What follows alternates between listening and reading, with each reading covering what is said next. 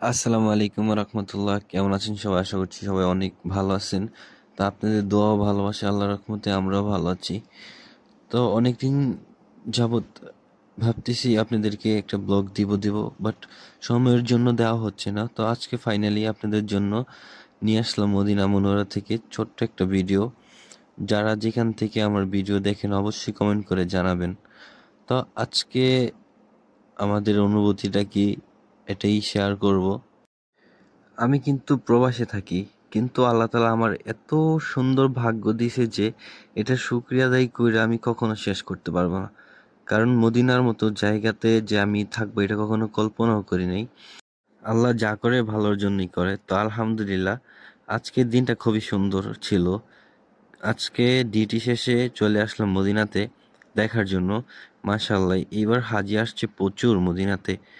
যেদিকে তাকাই সেদিকেই মাশাআল্লাহ হাজির আসছে হজ করার জন্য। তো আজকে আমি আর আমার এক ভাই চলে আসলাম মদিনা মুনওয়ারাতে। দুই ভাই অনেক দিন যাবত দেখা হয় না।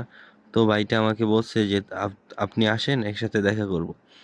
তো মদিনার ভিতরে আমরা ঘুরতেছি। মাশাআল্লাহ, এখানে হাজিদেরকে দেখলে মনটা অনেক শান্ত হয়ে যায়। মনের ভিতরে যত কষ্ট থাকুক, যত দুঃখ থাকুক, সেইগুলো আর মনে থাকে না।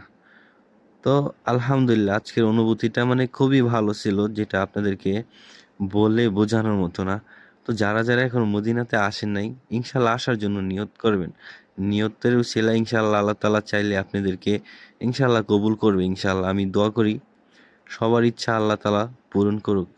আর আমার ভিডিওটা কেমন হয়েছে অবশ্যই জানাবেন। আপনাদের ভালোবাসায় আজকে আমি অনেক দূরে আসছি। তো এইভাবেই ভালোবাসবেন। আমার কন্টেন্টগুলো কেমন হয় অবশ্যই আপনারা জানাবেন, কারণ আপনারা একটা একটা কমেন্টেই এক একটা ভিডিও বানানোর আগ্রহ জাগে। তো আজকের ভিডিওটা এই পর্যন্তই ছিল।